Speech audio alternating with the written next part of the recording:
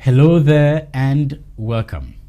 It's been a while since we talked business on this show, but we're back.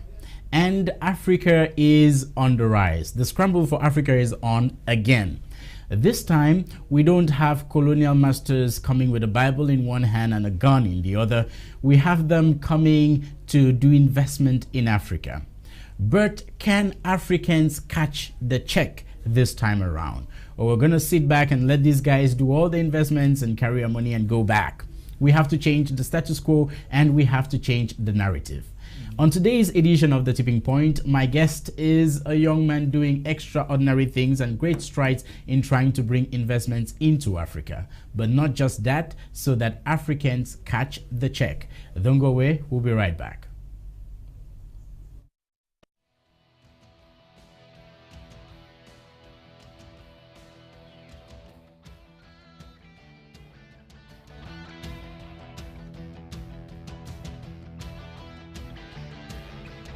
Now, I always get very excited when I see young people doing extraordinary things. And I want to start up today's edition of the program telling you people a story.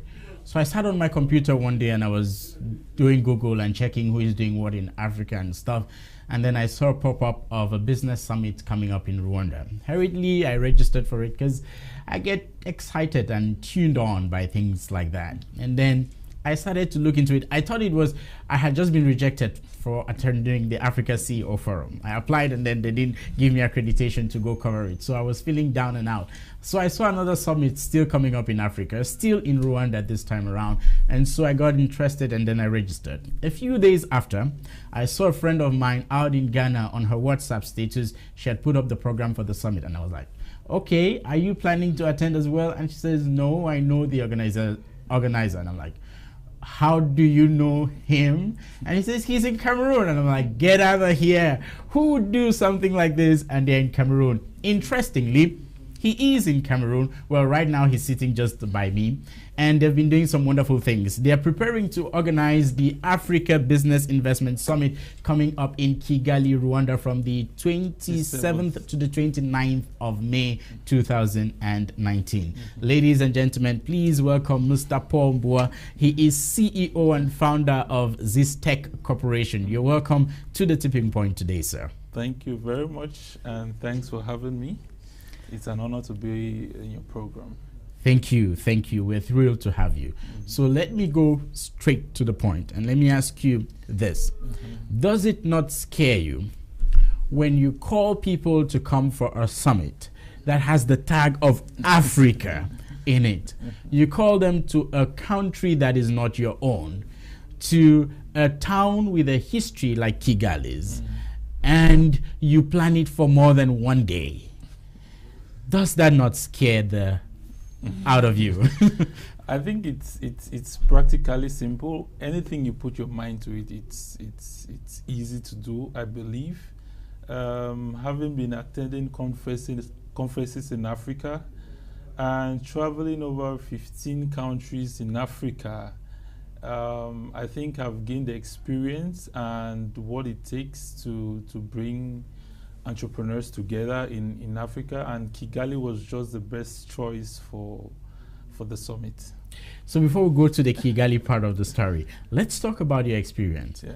You've traveled 15 countries and you've built. So tell us about your journey thus far. Situate us in the context of this experience. Okay, so basically during my journey, I started out as an IT technician, moved on to a computer systems engineer with Microsoft, and I didn't find myself like working for somebody. No. So all tech is the one work for anybody. So I thought about starting a company. Okay. But I didn't want to start out by just like making money. Money was not the primary incentive for me. So I believed in impact. So I started out with an organization, the tech organization, and our focus is simply bringing technology to the people and helping them grow and giving them a livelihood through technology. So that was the key purpose of the tech organization. But during my movements and my dealings, I saw that entrepreneurs in Africa are not really together. We don't really partner amongst ourselves. Okay. You see an entrepreneur in Cameroon or in Ghana, all we are seeking for is partnership with those in Silicon Valley, those in Germany, France, and Tokyo. Maybe because we're looking for the money. Of course, we're looking for the money, but to have the synergy of action was very difficult. So I launched out a movement called Entrepreneurs Initiative, and it was simply online. I just had the idea. I said, okay, what do I do? So I launched it online, and there was so massive, about 200 members adhering to the movement. And that was the beginning of my moves in Africa. So I went to Benin without knowing anybody. Those who contacted me on Facebook that they were interested. So I said, okay, why not? So I moved from Nigeria to Benin, from Benin to Togo, and Togo is one of our strongest branches where we have an office. We have more than 15 people working in the office. We have more than 30 hectares of land, planting soya beans, plantains, and it all started from an idea with a passion. I wanted Africans to really work together. And that has been like the beginning of the journey, moving throughout Africa, bringing entrepreneurs together, seeing how we can partner and how we can move and how we can bring investment, because we believe aid is not what Africa needs, but investment. Because investment trickles down to a company, the company employs more people, they pay taxes, the government uses the money for the taxes to do roads and the other things. And also it increases the purchasing power, and normally the local farmers can have something. So we believe in that cycle of from investment to impact. So that's how the journey started for me. Interesting journey, Paul. But the journey has gone a little far now. So let's bring it back. Okay. Charity begins at home. Now, this is a great initiative. And you thought we need to bring our entrepreneurs in Cameroon together. I agree with you 100%. Yeah. We're not united in this stuff. Take me, for example. If I think of how many journalists I want to associate and partner with, I can't count that many. And that's a serious problem. We're always looking outside. Yeah. And that's a problem you want to fix. So you put the solution outside. How do you fix the problem? How do you bring our entrepreneurs from within Cameroon, and rather we have to meet in Kigali, Rwanda? Okay, I believe in order for you to build something, you need to have a model. You can't build a house without having a plan. I can't just wake up now. I said, okay, I'm going to Yaoundé. I don't know my destination, or I don't have a plan.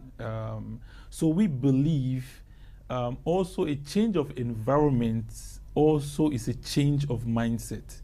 Why do you think 80% of those in the US, the rate of success is more than when they were in Cameroon?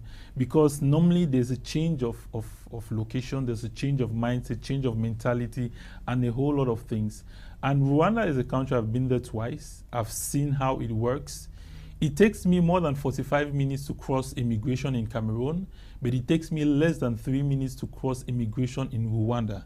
And you're being treated as royalty. So one of the interests for Rwanda is to show entrepreneurs that it's possible in Africa. You know, it's really possible, because even in terms of technology, in terms of transportation, in terms of cleanliness, you know, Rwanda is one of the cleanest, Kigali is one of the cleanest cities in Africa and even the world. And we want to bring entrepreneurs to an environment where they know and they believe it's possible, where they can think and also come together, create models, create partnerships. And one of the reasons for Kigali is we have lots of those investment firms in Kigali that are resident in Kigali. So coming together under one roof was just the way to go. Yes, the way to go. Now, off mic, we've talked about this a little, and you've shed some light on it. Now, Rwanda is ranked 29th on the Ease of Doing Business Report Index for 2018. Yeah. Cameroon is ranked 166. Now, the gap is wide. When we go to Rwanda, I'm talking about Cameroonian entrepreneurs and startups, and we get the investments, we're going to come back to Cameroon. The reality is here. It's going to confront us. We're going to meet the heavy taxes. We're going to meet poor infrastructure. We're going to meet lack of energy and all of these issues that are hampering the growth of business in Cameroon. How do you help us survive that, such that the investment isn't wasted? Because if we go to Rwanda this year, this is the first edition, and they give us money or whatever they're going to give us, because I'm sure investment is not just going to be in terms of money, right? Great. And we come back to Cameroon and we're unable to effectively use it. Next year, you won't even take us there. So how do you ensure that when we come back, or the entrepreneurs from Cameroon who benefit from whatever packages they will in the summit in Rwanda, that they can effectively use it in Cameroon, regardless of the business climate as it is at now? I think one of the reasons also for Rwanda is the looking at the ease of doing business. You don't need to go to any office. You just need to go online, you register your business, and you don't pay a franc to register your business. So we also are opening up other avenues for investment. Cameroon is not the only country. The world is becoming a global village. So why not have investment, or still open, let's say, sense communication network in Kigali? You have young people who are willing to work. The government is also willing to give you incentives to grow. So we're showing entrepreneurs also in Cameroon that there's another way. We know it's difficult in Cameroon. It's challenging, but you have other opportunities. Also, for those who will be receiving investments, they'll be accompanied. So we have other experts. We are partnered with other companies that are working in the area of taxation, that are working in the area of business management strategy, that will help in terms of guiding the investment. And that's where ZTech Corporation comes in, because what we do is when those investors invest, we are the watchdog of their investments, making sure you meet the need, because we know if you attain the level at which you promised in your business model, your business plan, the more credible we'll become, and the more investments we get to have through our firm and through our investment partners. Let's talk a little about competition. Maybe we'll come back on this a little. Now, there are forums and other openings of similar activities like this in Africa. I just quoted one, the Africa CEO Forum, and there are several others. If you take what the Tony Elumelu Foundation is doing, it's something similar to that. This is the first time that we're organizing the Africa Business Investment Summit. This is our very first edition. How do you hope to compete against such giants in the industry? I was going through your status update, and I was seeing some of the speakers who'd be at this event. How do we ensure that the right people get this info so that we can stand on the same platform?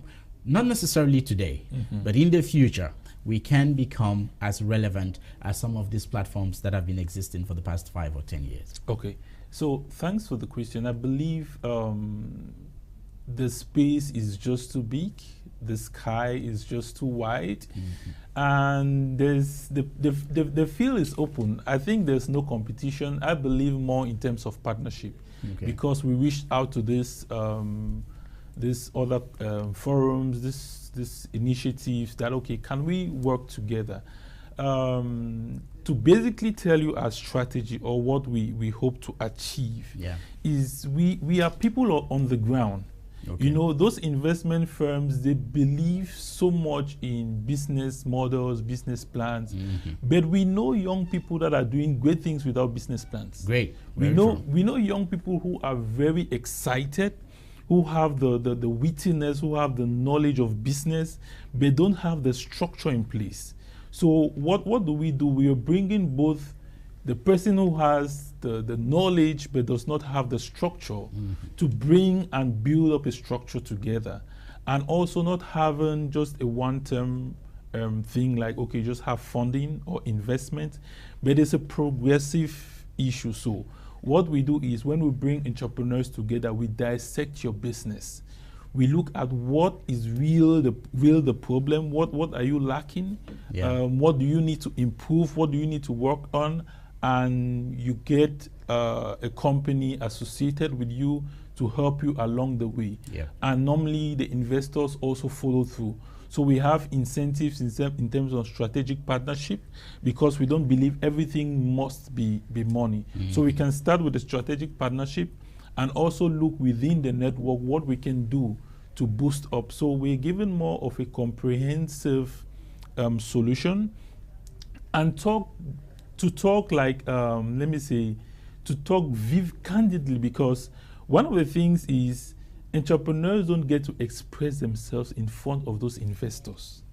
So what we believe is bringing these investors together to see the realities of what is happening. For example, we have an investor right now who is interested in investing in agriculture to the tune of $1 million. But how many entrepreneurs can really take that? Yeah.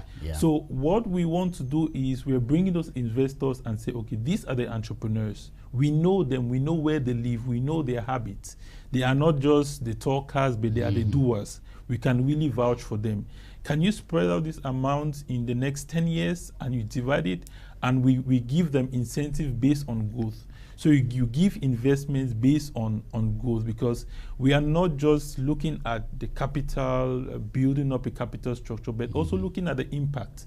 Are your workers really enjoying or having life from your business? Are you really doing impact? Your neighbor, is he really feeling the impact of your company? Are you really giving the value you promised to give? So we are looking at a holistic approach, and also calling other firms that, okay, it's not just, we can't do it on our own. We need partners. We need to join forces, because in entrepreneurship, you cannot just say, okay, I'll solve all the problems, but we focus on a particular issue, which is looking at the entrepreneurs that really need this investment, because at times the money comes, but it doesn't trickle down to the entrepreneurs that really need it. So we also act as an intermediary, where the investor doesn't invest directly to the entrepreneur, but we have a fund where the money goes in, and we turn now to give the various entrepreneurs bit by bit. So, lofty initiative. We're going to put it to the test come the 27th. Yeah. But then, as at now, as good as it is, what does the local Cameroonian need to do to be a part of this? Now, I have to be biased here because I am pro my country, and I want to help my own brothers and sisters who have seen them on the streets of Douala and Buea and Limbe struggle. We want to go to Rwanda. We want to be a part of this. What does it take? Okay, so to attend the conference, it's clearly simple. What you need is a passport. Okay. The next thing you need is your vaccination card. You need a business idea. Nobody comes except you're a media person, but nobody comes to the summit without a business model, even though we'll still work on your business model. But we want to get entrepreneurs already investment ready. So you don't waste your time coming there, but you are very strategic, you know what you want, and we help to find a good fit for your business, and also the investors that are coming in. Also, you need we have various packages. We have $2,000 for those coming from the US. We have 1,800 euros for those coming from Europe. We have $600 for those coming within Africa, and that also want a one-on-one session with the investors. We have $350 now, breaking it down to everybody. So $350 is about 204 or 205,000 francs. That will cover your accommodation, your feeding, pick up from the airport, your lunch, everything within the conference. It covers everything. Then you just need your flight ticket. Flight to Rwanda is between I checked it yesterday, was 225. So you can have it between 220 to 240,000 a round trip to Rwanda. So let's say approximate 480 or 460, 480, you can attend the conference. So it's an investment. It's an investment. Okay, Yes. sounds fine. I hope that some people are listening to us who are interested in this, and that and they would attend this event and will get feedback and be sure that we can do some interesting things about it. Yeah, I pray that you keep doing good work and that we benefit from it. But before we go, let's talk a little about what you're doing thus far in Cameroon. Now, the Zikre Corporation in Limbe. Where's the office based again? Okay, the office is based in Sokolo, and I always encourage people to use Google Maps. So if you ask me the location of the office, I just say go to Google Maps, type Zitec, and you'd find exactly where we are. You find exactly where we are. We don't use. Okay, so thank you that you mentioned that. Now, this is how easy technology makes life for us. I'm trying to give this example without doing publicity on my business because Canalde would bring trouble for me. So someone told me, but we're on Google Map, just find us. And I realized it's that easy. The number of people who come to Douala and say they are hungry, I'm talking about people who don't live in Douala. Sure. And all they'll do is find a restaurant that is on Google Map that they can easily trace and go there. Yeah. And it's easy publicity. It doesn't cost you anything except you have a Google account, and we don't do it. Yes. I know that in every, there are what we call the early adopters, the laggers, and all in every sphere of life like that. Yeah. But this is what I don't get.